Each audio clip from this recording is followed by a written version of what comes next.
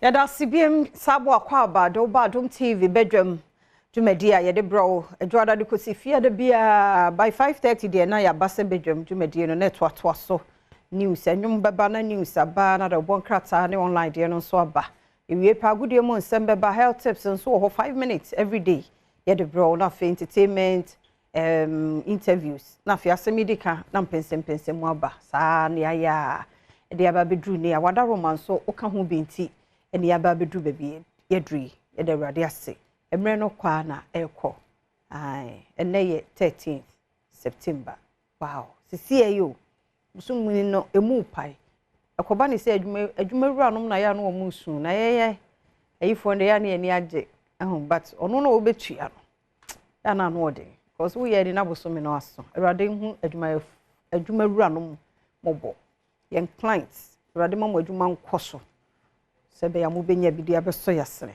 na yenso adwumayefo ye benya bie ne yenso ye de ahwe ho ene abusua amisira mu nyina baako bene yinkame ne wa ha anope be me na me nchia mo afia mejo so e bia boko de nyame adom na nso e o nyame adom ye da nyame ase ye da nyame ase na ene 13 13 we say na enu na exactly 7 years yeah President Kufuor launch free senior high school. Oh okay 12 September 2017. Oh okay And when exactly 7 good years. A policy ama additional for about 3 million.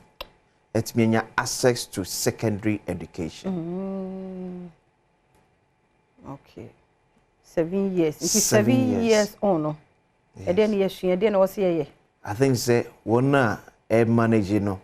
Ehunya edisuane so ehun bebre edi efrim and a lot of them no are correcting themselves by the system and many of you near the bold decision the bold decision ya President Kufuor the timinya say so man pokura protect ya pansam said ye kura enye edisua ye mofra betimi and to be honest obi o timi wie SHS bia no eye employable Obi owie SHS bia employable. So we need the honor you're responsible. That is it.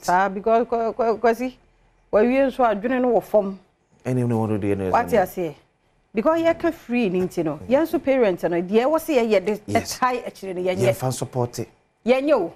Any how no. Or the bibia say free ninti no. And one say what page akra no na go school. Because you see free. Into one ye hwe. E ho no problem. Yes. Eno na ama ade na bedru baby aba bedru. Yes, you support it. Yes, you support it. Because to be honest, na anywhere. Sanka wana ka se nke be koso atwa fees a enenka SHS fee na almost best 3,000. Se ka se be twa fees pa for SSA enenka number 3,000 Ghana cedis. Eti bisa wo se enempo kura wontwa no se ne mamuade na nka ba pese oba ekosko. Abayabi. Oh, why be? No, Bia was school. Yes. Bia, but that 3 million. There may can say because almost say we are say I don't know how I had been in it. Say a big brim hole, say the whole world there. I dear be a winner of phobia, no, yani a big value, yeah. A new pursue buy. Say, you're going to say, they say Bia, what talk a dear. Ne Bia. Ade no ana onkoto nipa ne de abechewo ohun say that brem say ade we nya papa kran ponti na ade abechem yes eno na ama free SHS na aye bibia wo ho because aye free ninti no ya buna ninti ya for value kra hey ma muni sika ne nka wotwe for e na woto trunk ato provisions kakra de ama ko school book answer dauti abana ebi Why be? Multiply that 3 million by 3,000 Ghana cedis every term. See how much I buy now against so committed to this. Why be? And the challenge na ka wo mu na ye nuane ne de no. Omo enye minim se schools bi wo ho no mu a. Wo mu a say nye PTA bi PT. PA mum wo mu a because I ne ba. So wo mu a ti wo mu ho ase. Baby no monte wo mo ho ase na kasa no na ban na babe so oba no wo fi asanka me na aduane adi so betimi a support bi what support bi then to me moa Abenya is 3,000 Ghana cedis a fruit tree so. Now to aduane 150 Ghana cedis amaba and are complaining. Wait me a support me. Na enu me de post bi to ho na dwokra me da me se be 10 ho baby. In 1 and 10. Me nantem o. O me sa me di ma. Me nantem yo ba tan. Se me hwe. Na hwani. Hwani. Mama say. Me yo ba tan me nantem. That's so di mama. Yeah. That's it. Kai obia. That's it. Yes, me hwe toto niema. O toto niema wi yes on so toto niema. Nti meda no. Na dia sakakra. Obekin kan kakra. Say the old sire no adwu niema bibe so. Ba obekin kan. Ti aye make dia be si message. Okay. I mean here post about teachers welfare. Yeah. Kwesi ko hwe. Omonyo teacher for kasa. One teacher ba ku bi oye popular kura me finidin. Also what there 19 years. Okay. Me say ni sika oje 4,000 BB. 19 solid years. So you can imagine or started year 19 no. Sena no oje. Sena no oje and e aba be see ne. Enti aban me de bia me kan teacher for no mo doso. But say obi be ye mampani aye we ama ne me ma be gina ha kwasi gina ha. E na mo chechire ni bi so.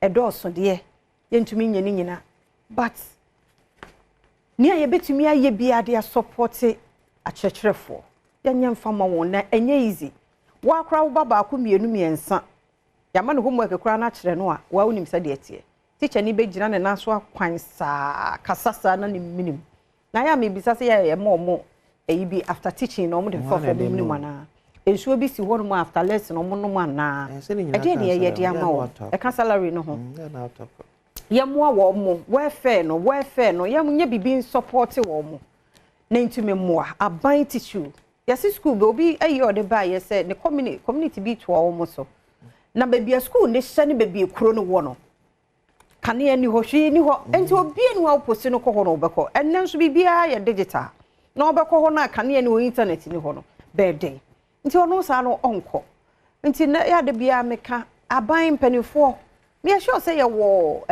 seki supervisors na msampanfo ni nyina mu hunu mom ye mo aye hu ye hu na ma chechire enya fanya kono private ni bi ya de aban de no ye hwe na ye mo wo mo enne metra na ya hwe apomuden so side ho so wo mo te nurses like apomuden general okay like health workers obi a wo hwe obi o yare now so no yare adane nsem yes problem I quite remember him said that na ye sectorial debate on health obi be kan yeah and nurse phone be e boss ma e mo ye o me kai doctor nsia sare e kire aban hye egu akoma no kra condemn sade no se oye adwuma wa yare sabia na wo ya no so kita for full cost of your or say the same factor so I think o kire me Africa kraba no se o kire en hye ampan for the gu akwam to make sure say at least se hospital na timi afa kra na yem fa be 50% of okobi oye adwuma wo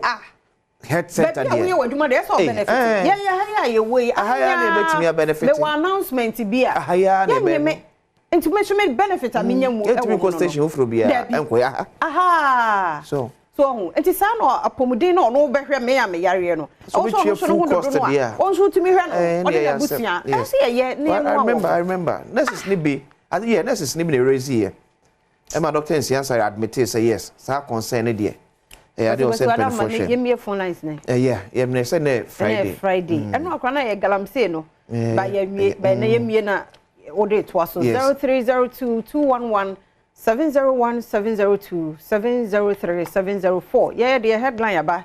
Ya kan teacher for e haw. Ya kan apomuden for so e haw. Free SHS yes 7 years. 7 years enra.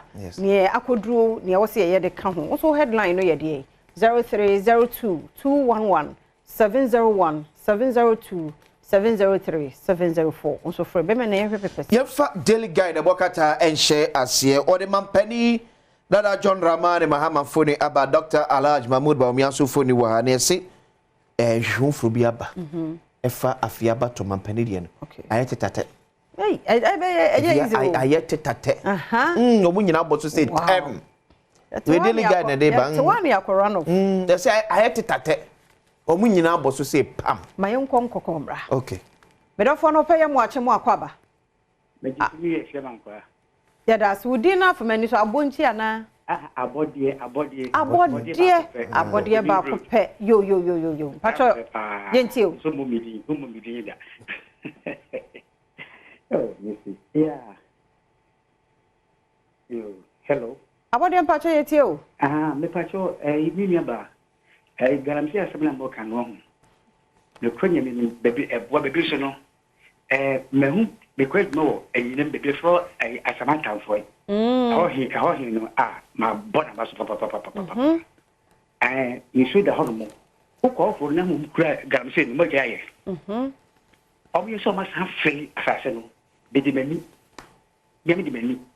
akwa ko ma ko ba spice ko mu nyina yese ni me ko hu bia afia nka Ghana nke ni akiwe ni how ya da se papa ya muso bi non we ya fa onsi ha ya nkwa asutware afọ akwa wo ho me do fo no pay ya mu achen mesu me mama achen ya jo so papa yentie we bajo de tie ne se galamse ho asema omoka I will say omo stimuli programs no goes eniama bebre you are alluvial mining and the stone mining but one way I would nyina be den e be fra enti e sre omo so omo yes say omo yen hye ne mu na ho ya da se papa yanko bo se John Nyame e wo ho be ma John no pay mu ache ameje mo so ya da se yentie o me facho FM John Nyame dodo na FM kwaku danso yo